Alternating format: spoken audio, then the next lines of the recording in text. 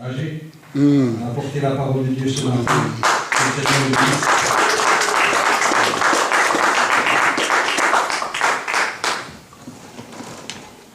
Alléluia. Amen. Est-ce qu'il y a la joie? Amen. Amen. Toujours. Je ne sens pas, je sens que vous êtes un peu... Je ne sais pas, l'hiver n'a pas encore commencé. Hein. Mais je bénis le Seigneur pour ce moment. Amen.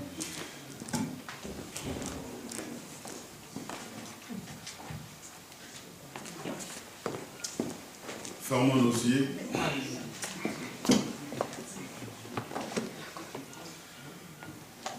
Seigneur de gloire, nous venons auprès de toi ce matin. Nous prosterner devant ta face.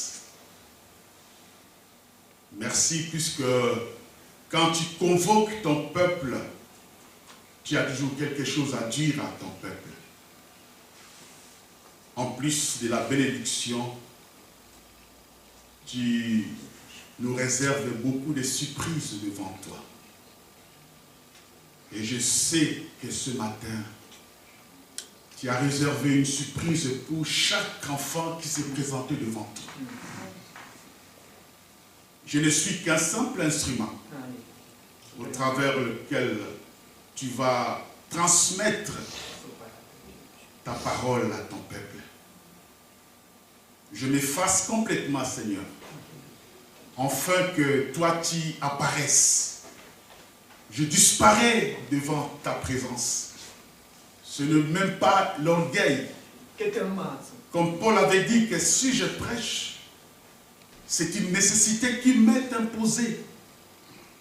Et je vais parler de ta part. Que quelqu'un reçoive une parole sortant, venant de toi, Seigneur. Une parole qui va lui faire du bien.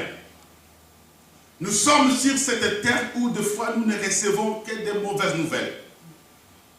Mais lorsque nous venons devant ta présence, nous recevons une parole qui nous fait du bien. Alléluia. Une parole qui peut nous accompagner jusque dans l'éternité.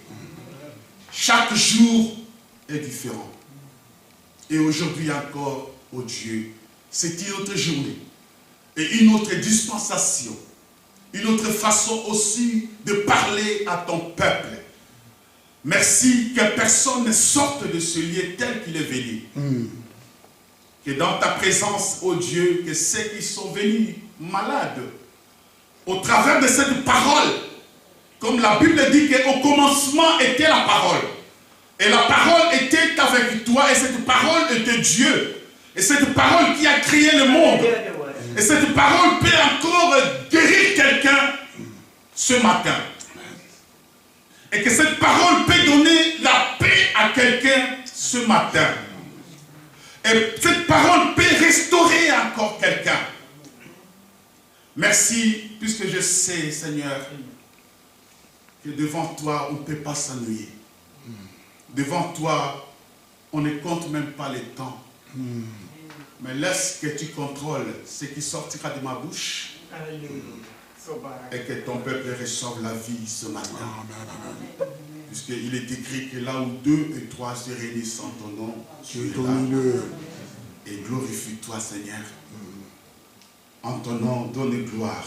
Donne gloire. Dans le nom de Jésus. Amen, amen. Amen. Amen, amen. Ça, vous avez acclamé pour moi. Mais je m'aimerais qu'on acclame pour Jésus. Alléluia.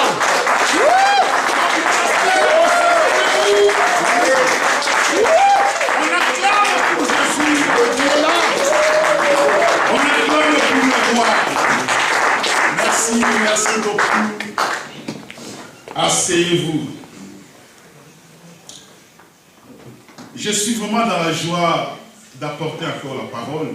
Vous savez que moi, si je prends le micro, des fois, j'oublie le temps, mais je vais faire l'effort de ne pas vous prendre beaucoup de temps. Amen, amen. Amen. Mais comme d'habitude, je veux que vous recevez une bonne parole. savez, des fois, quand je prépare une prédication, je prends toute une journée. Même pour parler 20 minutes. Mais je peux prendre même 8 heures du temps pour méditer ce que je vais parler au peuple du Seigneur. Que cette parole-là ne soit pas seulement une parole qui sort en l'air, mais que ça soit une parole qui est méditée, une parole qui est traitée. Que je dis à mon Dieu, est-ce que cette parole est digne que je puisse transmettre à ton peuple? Et si je reçois une confirmation, je dis, ok, je vais dire au peuple du Seigneur. Alléluia. Amen. Et que je veux que vous le recevez vraiment avec joie. Amen. Et nous bénissons toujours le Seigneur pour sa sainte présence. Puisqu'on peut des fois être à l'église, mais on ne sent pas la présence de Dieu. Que Dieu bénisse notre sœur qui nous a apporté la louange. Mais nous allons toujours prier à ce que Dieu envoie des bien-aimés qui savent aussi chanter, qui savent aussi jouer les instruments. Que lorsque nous louons l'Éternel, lorsque nous faisons la louange, que les ciels s'ouvrent. Qu'on voie des gens qui plairent. Parce que la louange, l'adoration, c'est quelque chose de spécial. C'est un moment unique. Un moment où le temps est arrêté. Alléluia. Mais la sœur a été à la hauteur. Avec nous, nous allons toujours prier à ce qu'on monte des dimensions. Que la louange monte toujours. Puisque moi, des fois, devant le Seigneur, je manque des fois les mots, mais les larmes coulent de mes yeux. Puisque quand le Seigneur descend, l'atmosphère change. Amen. Alléluia. L'atmosphère change. Le naturel devient le surnaturel. Alléluia. Amen. L'impossible devient possible devant la présence du Seigneur. Alléluia. Voilà pourquoi j'aime, quand nous sommes dans le culte, j'aime sentir la présence de Dieu. Ça me fait tellement de bien. Alléluia. Et que personne ne puisse sortir dans l'adoration avec une tristesse. Qui sentent vraiment que quelque chose se passe. Alléluia. Que quelque chose se passe. Que l'ordinaire devienne extraordinaire. Alléluia. J'aimerais que Dieu donne la paix à quelqu'un ce matin. J'insiste vraiment sur ça. Puisque nous venons devant celui qui est le prince de la paix. Et qu'on ne retourne pas avec nos soucis. Alléluia. Amen. Alléluia. Amen. Voilà pourquoi j'aime toujours venir devant le Seigneur. Puisque toute la semaine, de fois, nous recevons beaucoup de mauvaises nouvelles. Il y a des factures qui nous énervent des fois. Des choses où on attend toujours les informations à la radio, ceci, cela, le Covid qui commence encore à augmenter. Mais lorsque nous venons devant le Seigneur, nous oublions toutes ces choses-là. Alléluia. Dieu nous donne la paix. Oh oui. Et ne pas nous inquiéter. Alléluia. Même si on dit que voilà, vous priez sans masque, mais non, nous savons que celui qui garde Israël, amen, il est avec nous. Amen. Et il garde son peuple. Amen. Alléluia. Amen. Et ça nous rassure la présence de notre Seigneur. Et ce matin, je vais parler d'un thème qu'on connaît, mais Dieu va nous emmener dans une autre dimension. Amen, amen. Amen. Dis à celui qui est à côté de toi, sois béni mon frère, sois béni ma sœur. Un peu de sourire quand même. Tu lui dis, je vous aime de l'amour de Dieu. Je t'aime de l'amour du Seigneur. Un peu de sourire. Vous savez, nous, le prédicateur, de fois, on aime voir des gens sourire. Des fois, quelqu'un qui est là comme un militaire, avec un sourire là, il dit, ben, dis-moi ce qui est essentiel. J'aimerais entendre. Mais quand il y a un peu l'ambiance et quand les gens sourient devant Dieu, on sent que les gens ont la joie. Il faut connaître toujours la joie. Comme David avait dit que je suis dans la joie. Tante me dit, allons dans la maison de l'Éternel. Parce que c'est là où Dieu me restaure. Là où Dieu me donne la bonne nourriture. Et la parole de Dieu, c'est toujours une bonne nourriture. Alléluia. Amen. Une nourriture qui nourrit notre âme. Et j'aime manger ça. Puisque l'âme, si il a faim, c'est vraiment une chose qui est vraiment horrible. Mieux vaut que le corps puisse avoir faim, que l'âme soit rassasiée. Alléluia. Amen. Puisque si l'âme est rassasiée, c'est un bonheur total. On sent la plénitude de la joie. On sent la plénitude de la paix. On sent la joie de prier. Amen, amen. Amen. La joie de venir à l'église. Puisqu'on a la paix dans son âme, dans son intérieur. Alléluia. Amen. Et si on n'a pas la paix, on ne peut même pas prier. Puisque l'âme n'a pas vraiment la nourriture consistante pour affronter. Puisque vous savez, quand le corps a faim, on ne peut même pas faire l'exercice physique. N'est-ce pas? C'est la même chose. Quand l'âme a faim, il a besoin de manger la nourriture. C'est pourquoi quand nous recevons la nourriture, nous sommes forts. Nous sommes rassasiés. Nous avons la joie. Alléluia. Amen. Romains 12, verset 1, on peut nous afficher.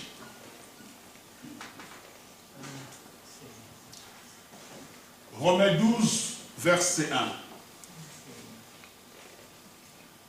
Je vous exhorte donc, frères, par les compassions de Dieu, à offrir vos corps comme un sacrifice vivant, saint, agréable à Dieu, ce qui sera de votre part un culte raisonnable. Alléluia. Amen. Et j'ai intitulé le thème de mon message ce matin, le culte raisonnable. Quand Paul a écrit aux Romains cet épître, il était déjà en prison, enchaîné avec des chaînes. Et c'est un thème que je prêchais il y a longtemps, mais Dieu m'a mis à cœur encore de partager avec vous ce matin. Et je sais que nous allons comprendre ce que Paul voulait dire par un culte raisonnable. Il est en train d'exhorter. La plupart des temps dans les épîtres, Paul n'insistait pas tellement. Il était en train de communiquer, puisque je dis toujours que Dieu bénit l'apôtre Paul. Puisque si Paul n'avait pas ouvert le rouleau, s'il n'avait pas transmis à nous toutes les révélations que Dieu lui avait mis à cœur de partager avec l'Église, on ne pouvait pas avoir de matière aujourd'hui à prêcher. Alléluia. Amen. Mais Dieu a mis dans cet homme-là des révélations auxquelles aujourd'hui nous sommes toujours enrichis. Amen. Amen. Les hommes de Dieu sont toujours enrichis de lire Paul. De voir toutes les révélations que Dieu avait données à cet homme. Qu'aujourd'hui, l'église du Seigneur est bénie. Amen. Amen. Puisque Paul ne parlait pas seulement dans le vide. Il avait en lui les dépôts, la connaissance de Dieu. La façon dont on peut célébrer le culte à Dieu. La façon dont on peut se donner tout son corps, son âme et son esprit. Alléluia. Amen. Et quand il faut vraiment adorer, mais alors il faut adorer vraiment. Mais quand il faut chanter, mais alors il faut vraiment chanter. Il ne faut pas chanter pour chanter, mais chanter pour la gloire de Dieu. Il ne faut pas adorer pour adorer, mais adorer vraiment pour la gloire de Dieu. Il y a des adorations dans le vide. Alléluia. Aujourd'hui, il y a des gens qui ont bloqué des choses dans leur cerveau. C'est-à-dire qu'ils parlent comme un perroquet, mais ils ne savent même pas de quoi ils parlent. Oh Dieu, toi tu es le narcisse de Saron. Et si on lui parle, que c'est quoi le narcisse de Saron? Il ne sait même pas vous expliquer ce qu'il il dit, puisqu'il a lu ça quelque part, puisqu'il a entendu ça quelque part. Alors ça devient comme quelque chose qu'il a bloqué dans sa mémoire. Mais les choses doivent sortir du cœur. Une fois, je priais avec une sœur. Alors, j'allais pisser vraiment ce jour-là. Et j'entendis la sœur dire que « Oh, mais toi, tu es le raciste de Sarah. » Est-ce que vous avez compris ce que j'ai dit? Oui. Les racistes de Sarah. Alors, si tu ne connais rien, alors il ne faut même pas dire des choses que tu ne connais pas. Alléluia. Ça dit que quand on ne maîtrise pas une chose, quand on a entendu parler de ça, il ne faut pas que tu répètes, mais il faut dire des choses qui viennent dans le cœur. Cette sœur ne savait pas bien parler français, mais il a entendu dire que tu es le narcisse de Saron. Alors lui, il a dit que toi, tu es le raciste de Sarah. Moi, je dis, ah oui, Dieu est devenu raciste. Depuis quand? Depuis quand Dieu est devenu raciste? Alors, Paul a voulu faire comprendre beaucoup de choses à l'église de Rome. Et au travers de l'église de Rome, à l'église de Ulfurt, dans notre communauté. Et pas seulement dans notre communauté, mais de par le monde. Et je vais essayer avec vous de réfléchir ensemble. Quand il dit, je vous exhorte frères. Mais je me suis dit, mais pourquoi il a oublié des sœurs? Ici, il a dit, mais il y a réunion pour des sœurs. Moi, j'ai dit, oui, j'ai aussi une bombe pour vous. Et là, Paul ne parle même pas de sœurs. Non, là, je rigole. Mais quand Paul parle de frères, les sœurs aussi sont dedans.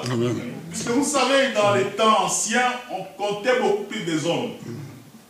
Sans compter les femmes et les enfants. Puisque la femme est liée avec l'homme. Ça, c'est dans les Genèse.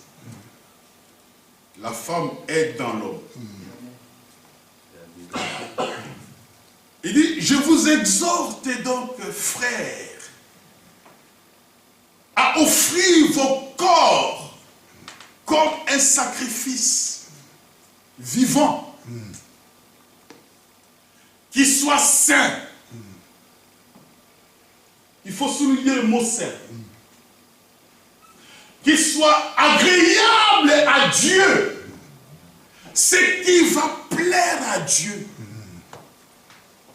Puisque s'il y a une chose qui ne plaît pas à Dieu, alors ça ne vaut même pas la peine. Vous savez quoi? Dieu sonde les cœurs et les reins. Il connaît ce qui est vrai.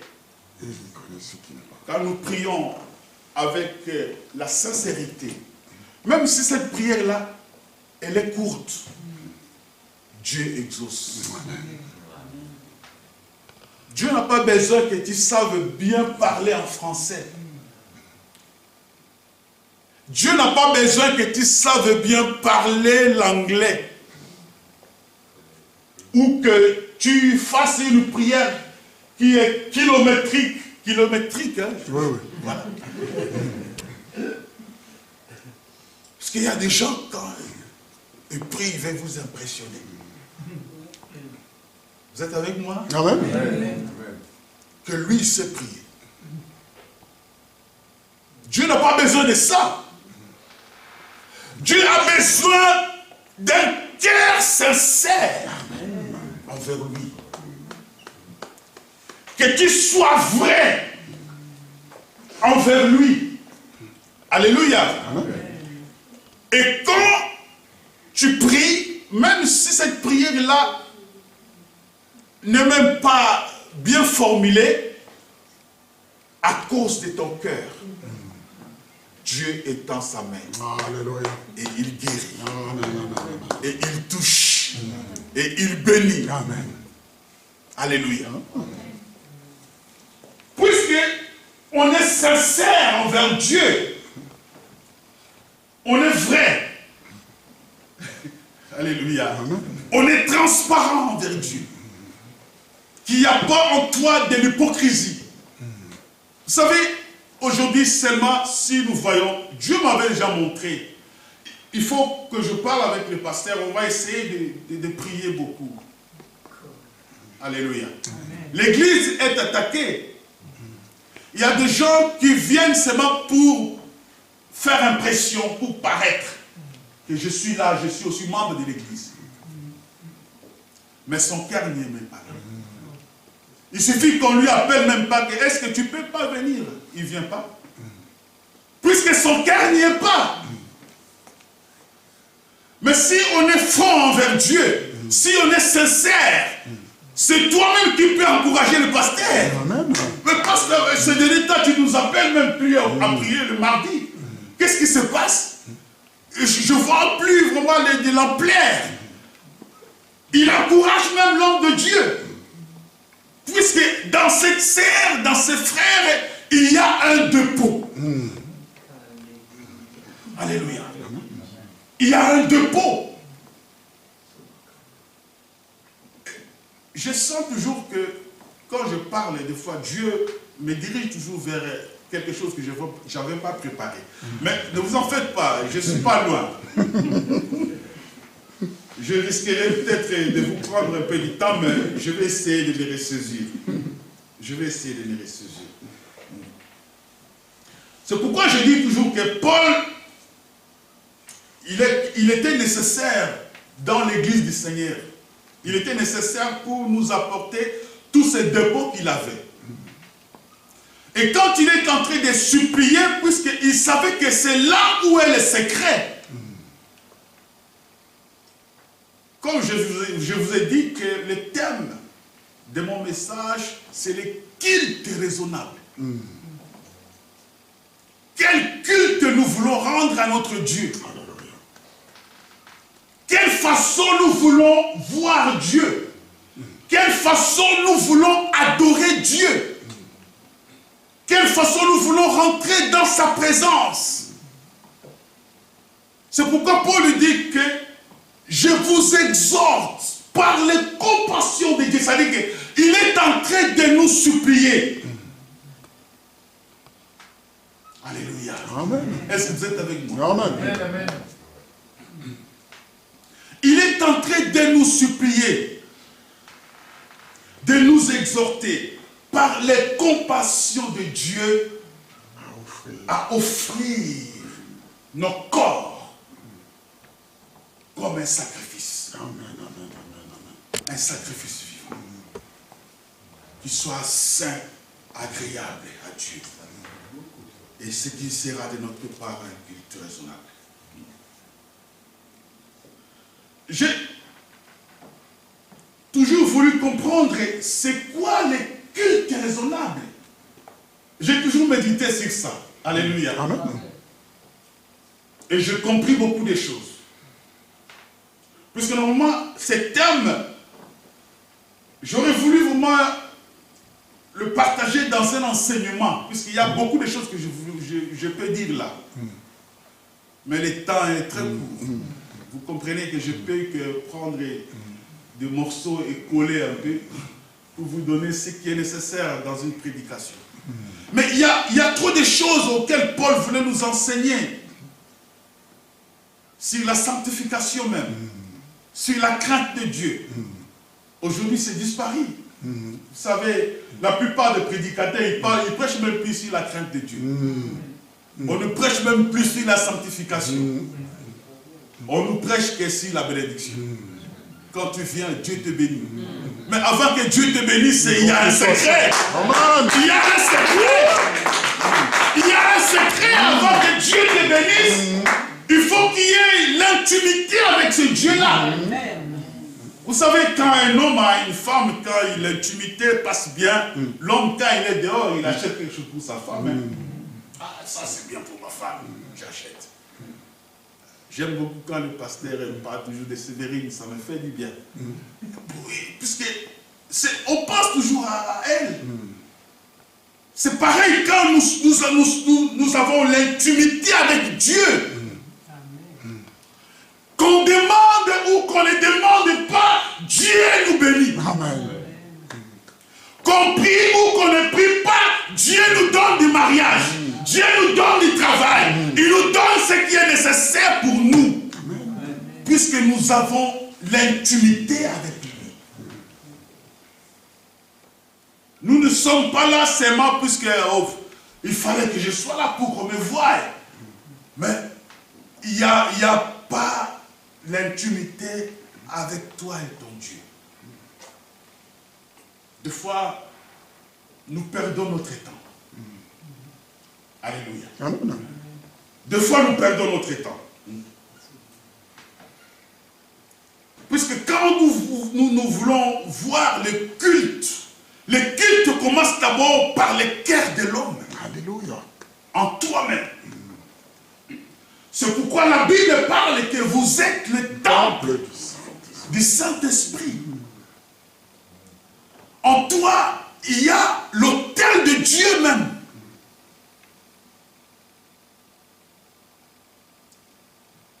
Depuis la maison, tu commences déjà à prier, à préparer le culte. Que toi-même, quand tu te déplaces là, tu es l'autel même par excellence. L'autel de Dieu. Amen. Et quand nous venons tous ensemble, chacun vient avec un cœur bien disposé. Alléluia.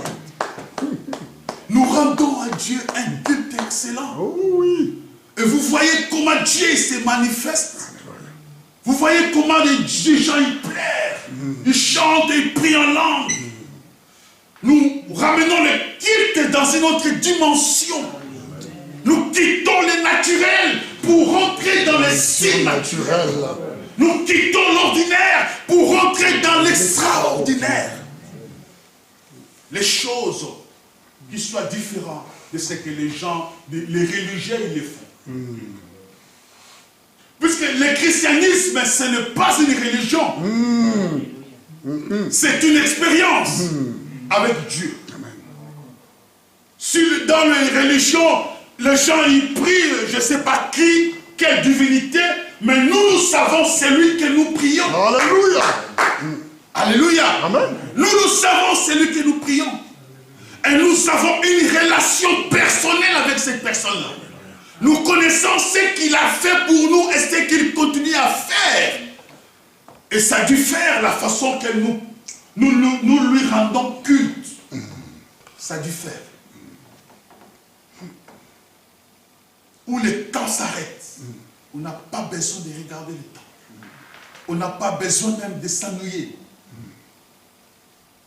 Que Dieu nous aide Alléluia. à atteindre cette dimension. Oh oui.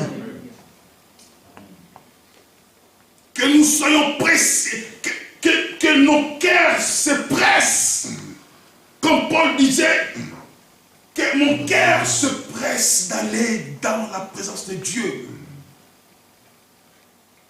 Qu'il y ait en toi une révolution quelque part. Alléluia. Amen. Une révolution en toi. La façon de penser, la façon de concevoir les choses de Dieu, ça change automatiquement. Tu deviens en quelque sorte un sacrificateur pour Dieu. Amen, amen. Je vis, quand je prêchais, Dieu m'a montré, on n'était pas nombreux, toujours comme ça.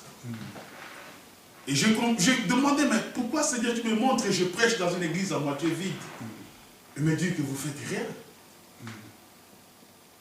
Qu'est-ce que vous faites pour attirer les gens? Que les gens viennent auprès de vous.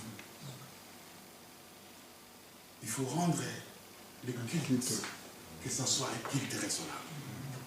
Il faut que les gens puissent comprendre ce que c'est le culte de l'homme de Dieu. Amen. Que les gens arrivent à comprendre ce que c'est le culte rendu à Dieu. Et quand nous comprenons ces choses-là, nous allons habiter dans la maison de l'Éternel. Alléluia. Tous les jours de notre vie, nous allons habiter là. Puisque nous savons que c'est là où est notre source de bénédiction.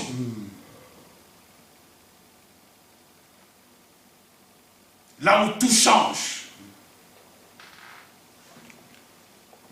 Amen, amen. Amen. J'ai béni toujours le Seigneur, puisque moi, devant Dieu, des fois, comme je vais le dire, que je verse beaucoup de larmes devant le Seigneur. Par la connaissance que j'ai de ce Dieu-là, des fois, je me sens vraiment pétu. Je me dis, mais qui suis-je moi pour parler à ce grand Dieu? Quel privilège j'ai pour venir adorer l'Éternel. Arrêter le temps, le dimanche, de venir devant Dieu. Je vais devant le roi. Amen. Je vais aller lui apporter la louange. Oh oui. Je vais aller lui apporter l'adoration. Adoration. Puisque quand on parle du culte, on voit la louange. Quand on parle du culte, on voit l'adoration. Quand on parle du culte, on voit l'élévation. Quand on parle du culte, on voit l'exaltation. Quand on parle du culte, on voit les vénérations. On peut rouler par terre. On se sent poussière devant l'Éternel. Un moment unique. Où ton corps n'a plus d'importance. Parce que ce corps n'est que poussière. Faire de ce corps un sacrifice. Comme Paul a dit, pour ce Dieu-là, je ne vais pas me marier. Vous savez quel sacrifice il a fait? Puisque la chose la plus merveilleuse de la vie, c'est de se marier, d'avoir des enfants. Alléluia. Amen. Mais quelqu'un qui dit, je ne veux même pas participer à ces choses-là. Je ne veux même pas prendre une femme pour mon Dieu. Vous savez quel sacrifice? Aujourd'hui, nous disons seulement que Paul, il était célibataire, oui, mais essaye un peu. Si une semaine, c'est encore... Essaye seulement.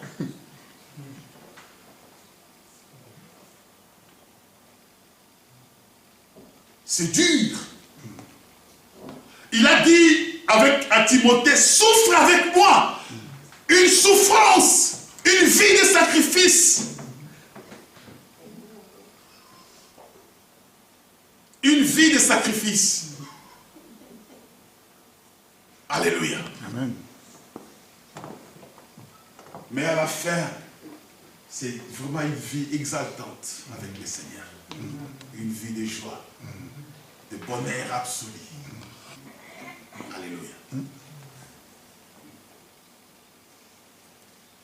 Et quel sacrifice nous on peut faire pour Dieu?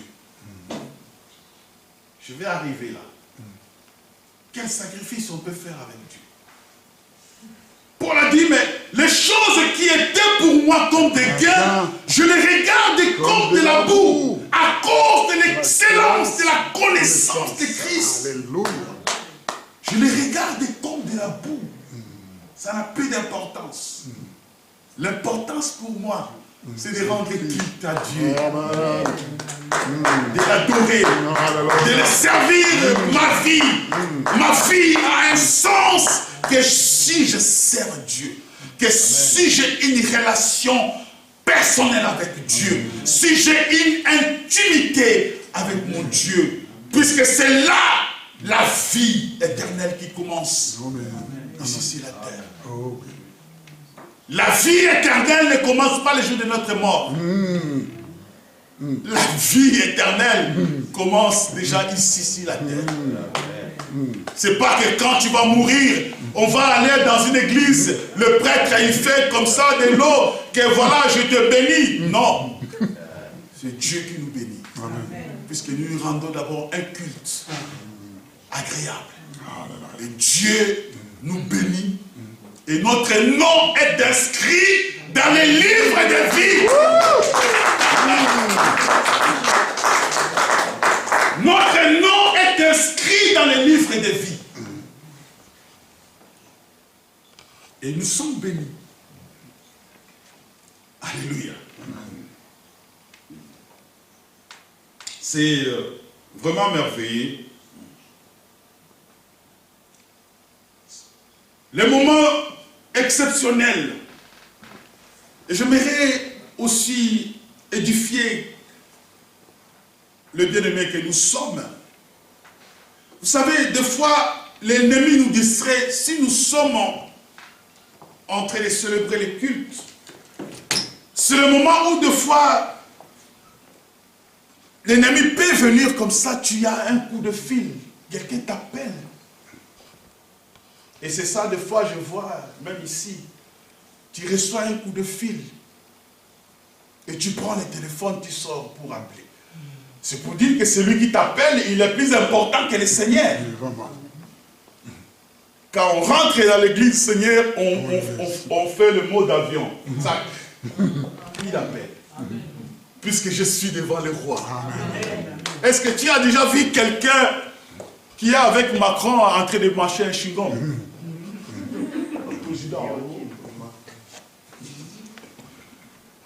Même pas le chewing-gum, je ne peux pas marcher devant le Seigneur.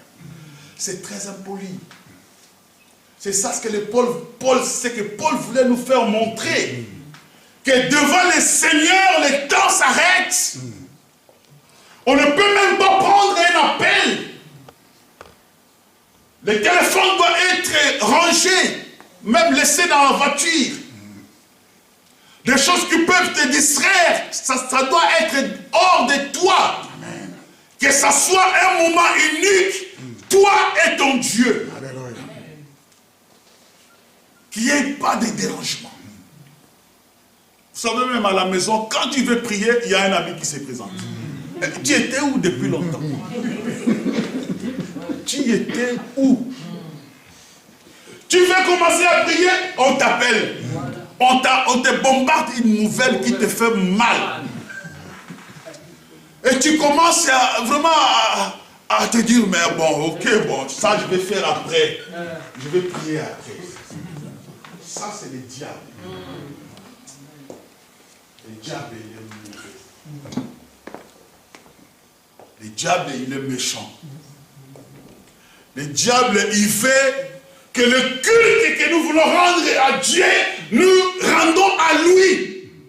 C'est ça l'objectif du diable. C'est pourquoi il nous dérange.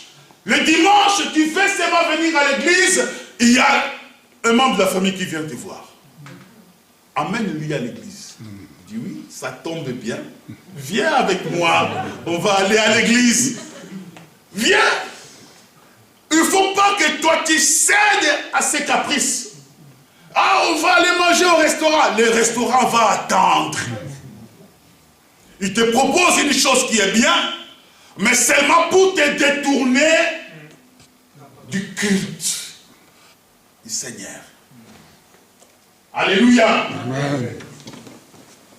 Même si tu reçois un coup de fil, il ne faut même pas que tu cèdes à ces choses. Je vais faire comprendre à l'église du Seigneur, au travers de ceux qui me regardent à la télévision, que c'est un moment unique. Un moment où même ton mari ou ta femme n'a plus d'importance à ce moment-là. C'est le Seigneur qui est important. C'est le Seigneur qui est important. Alléluia. Amen. C'est un sacrifice qu'on fait. Oui. Amen, amen. Amen, amen. Un sacrifice. Le sacrifice qui était valable, c'est celui du Seigneur.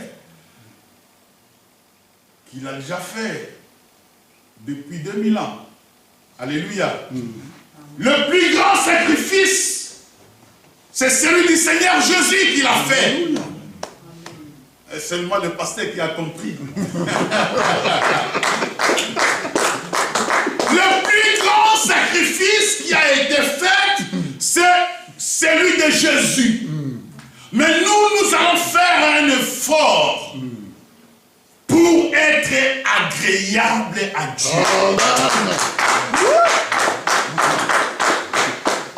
Nous allons faire un effort. C'est un effort. Paul a dit que les choses qui étaient pour moi des gains, je les regarde aujourd'hui comme de l'amour. À cause de l'excellence. Alors si on connaît vraiment Christ, si on connaît vraiment ce Dieu-là qu'on vient adorer, alors la façon que tu vois le Seigneur, ça change.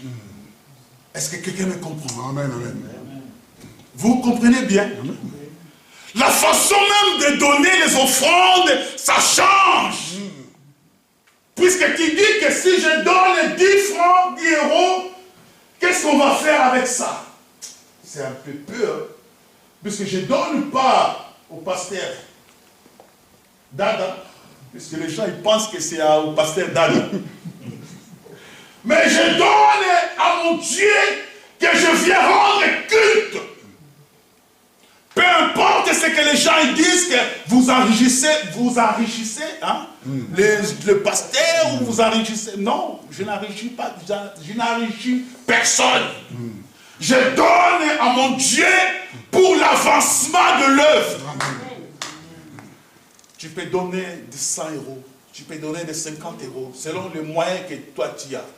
Tu peux donner 20 euros, mais tu donnes d'abord avec ton cœur. Vous avez vu l'histoire que Jésus avait dit à cette femme-là qui a donné un denier, un ou deux deniers, un denier. Il y avait de riches, ils donnent. Les gens qui viennent voir qu'il lui donne, ils regardent, si tout le monde regarde, ils sortent le billet. Waouh!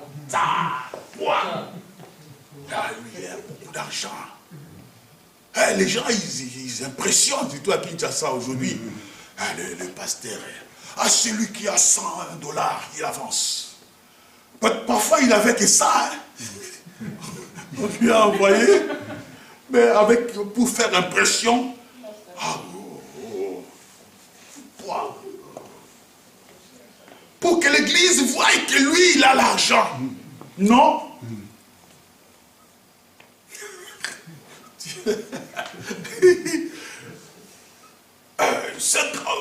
Il avance avec fier. J'ai beaucoup d'argent. Et il donne. Non. Le paix que toi tu as, avec ton cœur, tu donnes pour le Seigneur. Et le Seigneur a dit que cette dame a donné plus que vous tous. Amen, amen. Mais les gens, ils sont dit, il est malade. Le indénié. Qu'est-ce que ça fait, lui? Qu'est-ce qu'il a? Elle a donné cette dame. Non. Ah non. Merci Seigneur. Puisque vous regardez avec la vue, mais Dieu regarde avec le cœur. Alléluia. Cette dame a rendu un culte agréable au Seigneur. Elle a donné avec tout son cœur. C'est un des mieux, mais avec tout son cœur. Et Dieu a agréé cette offrande. Dieu a accepté cette offrande. Et cette dame était agréable à Dieu. Alléluia. Cette dame était agréable à Dieu. Le Seigneur ne nous demande pas de grandes choses. Amen. Amen. De petits sacrifices. Puisque le plus grand sacrifice, c'est lui, il l'a déjà fait. Mais il nous demande de petits sacrifices. De laisser un peu de côté des choses qu'on pense que c'est à notre intérêt, mais on néglige les choses qui appartiennent au Seigneur. À un certain moment, on s'est dit, je dois laisser un peu de côté mes intérêts personnels. Et de s'occuper un peu des intérêts de mon Dieu. Alléluia. C'est là où Dieu m'a donné la révélation de ces noms que vous m'appelez âgés. Ce n'est pas le nom que mon père et ma mère m'avaient donné. Quand j'ai commencé le ministère, Dieu m'a révélé ces noms-là de ces prophètes. Puisqu'il a dit que vous habitez des maisons somptueuses. Mais la maison de Dieu est abandonnée. Il faut reconstruire la maison de Dieu. Il faut reconstruire les temples de Dieu. Et c'était la mission que Agé et les autres ils avaient reçue. De la reconstruction du temple du Seigneur. Que le temple du Seigneur soit reconstruit. Que l'adoration soit donnée à Dieu. Que l'honneur soit rendu à Dieu. Alléluia. Et vous allez voir que lorsque vous comprenez ces choses-là, vous n'allez même plus faire beaucoup de prières. Dieu va ouvrir les portes de bénédiction. Et les bénédictions vont tomber dans ta vie comme ça n'a jamais été tombé. Puisque vous avez renversé l'ordre des priorités. Car l'ordre des priorités change. Alors Dieu dit qu'il a compris quelque chose.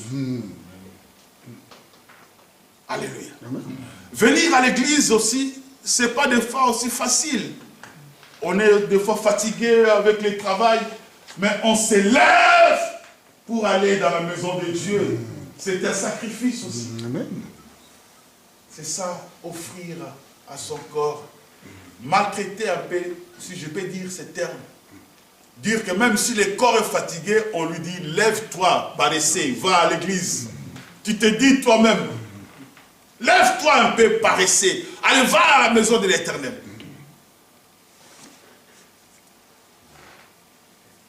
Le dîme, je ne peux même pas parler. Les gens, ils ont complètement oublié qu'il y a la dîme qui existe.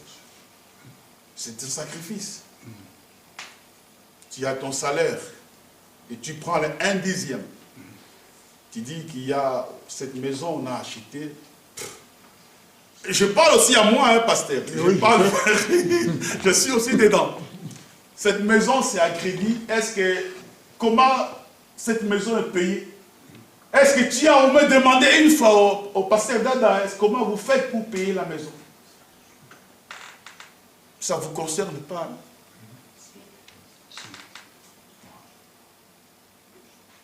C'est un sacrifice. Quand on prend 1/10, je peux pas, je vous dis au moins, pour ne pas vraiment vous faire pression, que vous ne pouvez pas faire tout le mois. Ça, c'est moi qui l'ai dit. Mais au moins une fois, tu peux prendre 1/10. Tu dis, je vais donner à mon Dieu. Pour l'avancement des lèvres. Même si tu as des factures, tu dis, ça, je mets un peu de côté. Même si on me fait des menaces, je m'en fous.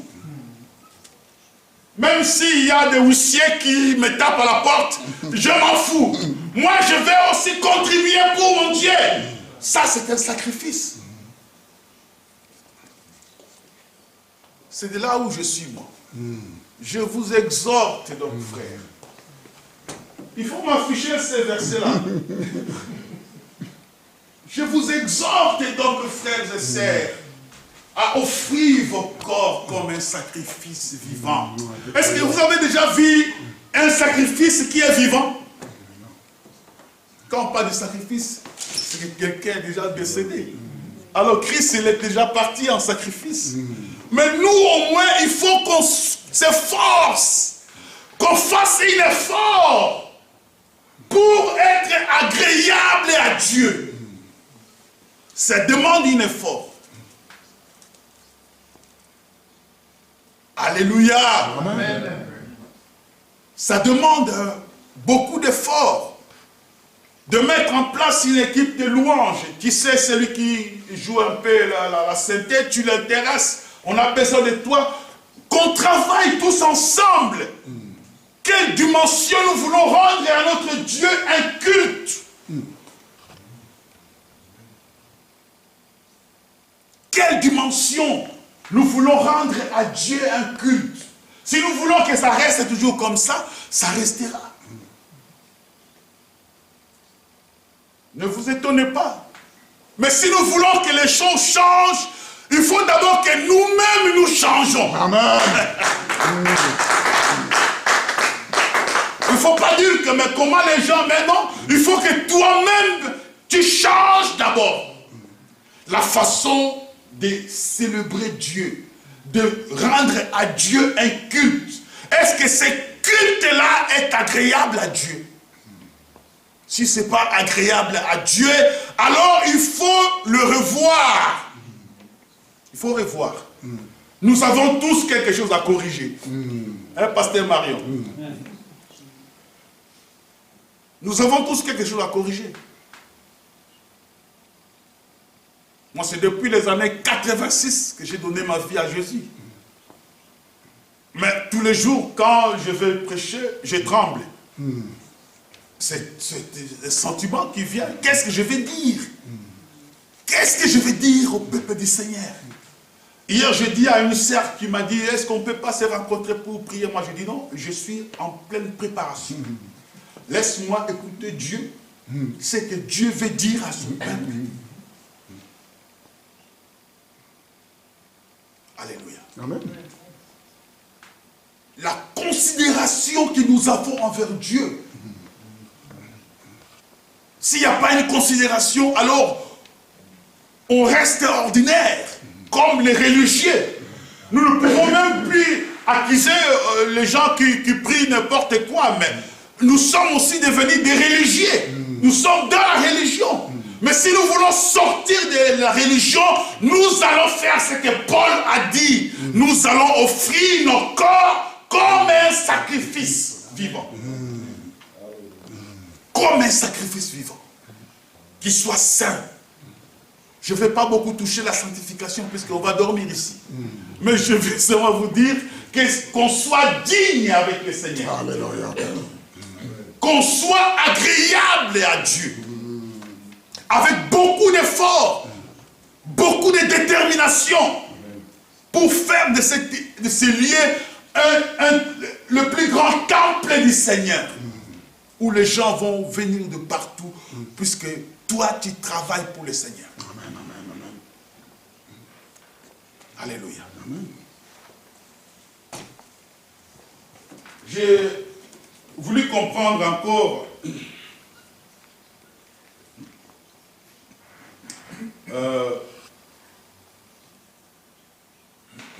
si Paul parlait du culte raisonnable,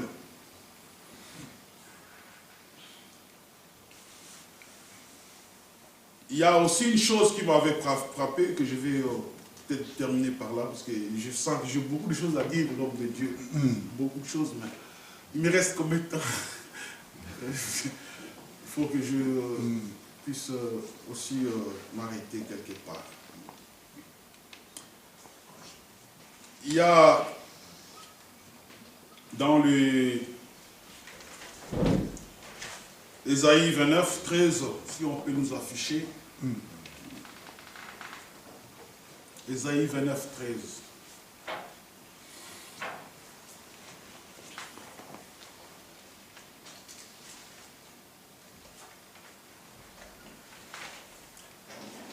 Alors,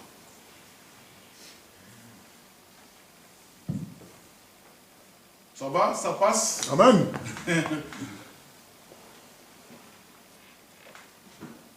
Le Seigneur dit, quand ce peuple s'approche de moi, il m'honore de la bouche et des lèvres. Mais leur cœur est éloigné de moi. Mais son cœur est éloigné de moi. Et la crainte qu'il a de moi n'est qu'un précepte de tradition humaine. Voilà. Le Seigneur dit, quand ce peuple s'approche de moi, il m'honore de la bouche et des lèvres. Mais son cœur est éloigné de moi. Et la crainte qu'il a de moi n'est qu'un précepte des traditions humaines. Voilà, c'est ce que je venais de dire. De voir que si le cœur n'y est pas, alléluia, Amen. tout ce qu'on fait, Les traditions humaines. c'est faux. De toi-même, tu penses que tu rends un culte à Dieu, mais tout ce que tu fais là, c'est la pire tradition humaine. C'est ce que les gens aujourd'hui, on voit. Allez, on va aller à Lourdes, tout le monde, wow, ils sont à Lourdes. Pour faire quoi? On ne sait pas. Ça, c'est la tradition. Puisqu'il y a eu un soi-disant miracle, on ne sait même pas si c'est authentique, qui a été fait là-bas, et c'est tout le monde qui va là-bas. Mais tu viens pour adorer qui? On ne sait pas.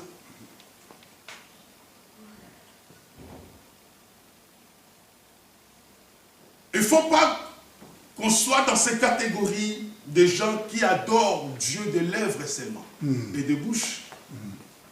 Et du cœur. De faire impression vraiment que tu sais vraiment bien prier. Alléluia. Amen. Mais que si ton cœur est éloigné du Seigneur, c'est quelque chose de vraiment de grave. Alléluia. Amen. Puisque mieux vaut que même on coupe même ton bras, mais que tu rentres dans le royaume des cieux avec un bras de moins. Mais que ton âme puisse aller dans l'abîme après tout l'effort qu'on a fait. Alléluia. Dieu est réel. Alléluia. Dieu est vrai. Et Dieu est amour. Il est amour. Dieu nous aime. Dieu nous aime. Et Paul voulait nous ramener dans la présence de Dieu. Père Paul voulait nous ramener dans une autre dispensation. De voir que tu peux prier pour quelqu'un qui est malade et il est guéri. Puisque en toi, il y a un dépôt. Il y a la crainte de Dieu. Il y a la connaissance de Dieu. Alléluia. Et quand nous adorons Dieu, c'est avec tout notre cœur, avec toute notre âme, avec toute notre force, que nous adorons Dieu. Amen, amen. Amen. Je vais finir bientôt, ne vous en faites pas. Jésus avait dit une fois que si votre justice ne dépasse pas celle des pharisiens, alors c'est dangereux. Puisque vous trouverez qu'il y a beaucoup de gens, des chrétiens, nés de nouveau, mais animés d'une mauvaise foi que vous n'avez jamais vue. Même des païens de foi, ils sont mieux que ceux-là qui prient. Mais ils disent que je suis chrétien. Je prie moi. Et ils minimisent même des gens qui ne prient pas. Alléluia. Amen. Une mauvaise foi qu'il n'a jamais vue. Et le dimanche, il vient rendre culte à Dieu. Mais quelqu'un de très mauvais. Un chrétien qui ne pardonne même pas aux autres. Quelqu'un de carré, de catégorique. Mieux vaut retourner dans le monde que de venir auprès du Seigneur. Amen. Alléluia. Amen. Mieux vaut retourner dans le monde. Vous savez, aujourd'hui même dans mon pays, au Congo, il y a des hommes de Dieu qui se mettent du poison. Vous vous rendez compte? Un homme de Dieu qui met du poison pour que l'autre homme de Dieu meure. Et il se dit pasteur. Et il se dit l'homme de Dieu. Mais l'enfer, c'est pour de telles personnes qui connaissent la vérité, mais ils font des choses comme ça. Je mens l'homme de Dieu. Non.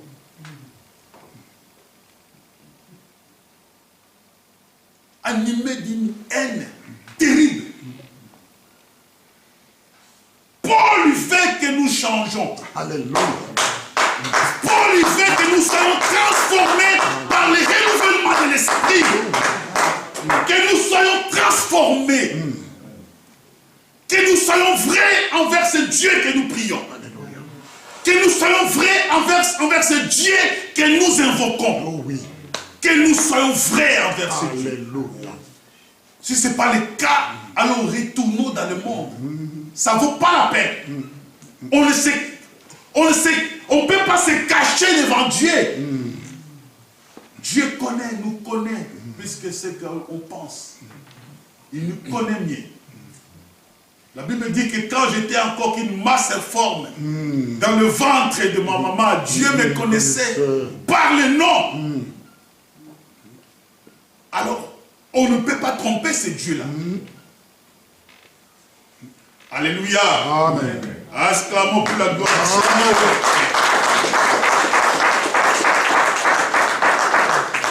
Alors, je vais commencer à chuter. Et je vais chuter petit à petit. Alors, s'il y a les cultes raisonnables, c'est qu'il y a aussi des cultes qui ne sont pas raisonnables. Aujourd'hui, nous le voyons. Alléluia.